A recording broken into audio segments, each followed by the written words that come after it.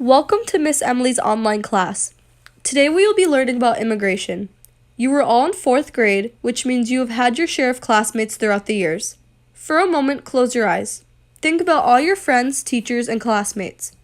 Think about the difference in skin tones, eye color, hair type, and the way that everyone speaks. No one is the same, and everyone has a different heritage. Whether your parents came to America when you were a baby, or your great-great-great-grandma sailed here as a child, everyone's roots trace back somewhere. We are all products of immigration, and that is what we will be talking about today. Remember to take notes. You will have a quiz tomorrow in class. America has gone through several waves of major immigration. One of the major influxes of immigrants was from 1880 to 1920. This specific influx is during the period of time that America was going through a rapid industrialization and urbanization. America was building itself up with factories, skyscrapers, and many urban cities were popping up all over the northern states and even some in the south. Why do people migrate to the United States? And why on earth do they stay? One of the reasons is religious freedom. In this specific time period, one of the groups being persecuted were Jews from Eastern Europe. They migrated to the U.S. to be able to practice their religion freely. Another reason is economic opportunity. Americans had a higher standard of living than many developing countries during the early 20th century. People from all over the world had heard about Americans striking it rich when starting new businesses, working in coal mines, and even during the Great American Gold Rush. They wanted an opportunity like that as well. Another reason is to simply follow in the path of family that had previously migrated to the U.S. prior to them. Another reason is to escape drought, famine, or war. During the mid-19th century, about 1 million people left Ireland for America due to the potato famine. Today, thousands of Syrian refugees are escaping Syria due to war and a corrupt government.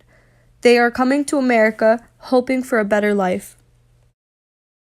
Another reason is if they are brought against their will as slaves. There is a large population of African Americans in America today, and that is mainly due to the Atlantic slave trade 300 years ago, when thousands of Africans were forced to migrate here against their will to become slaves. On the left is a chart of Irish immigration to the U.S.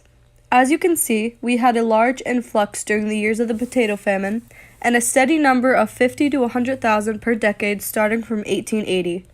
On the right is a group of Eastern European Jews upon coming to the U.S. What were the major groups that came during 1880 to 1920? Central, Eastern, and Southern Europeans. These groups were mainly Italians and Jews. Asians also strived to come to the U.S., but laws were put into place to prohibit immigration from Asia. Besides these major groups, millions of people from countries all over the world came to America as well, in lesser numbers, from Australia to Sweden to Mexico, and about 100 different other countries. By 1920, more than 4 million Italians had entered the United States.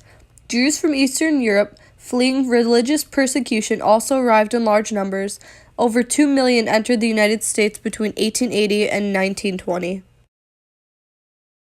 How did the United States react to the mass immigration coming into the country? Although the U.S. originally welcomed immigrants, it was only a matter of time for Americans to get fed up with the constant influx of new people that were different than them. Within time, laws were passed to make immigration from countries outside Europe more difficult. America puts laws into place prohibiting immigration.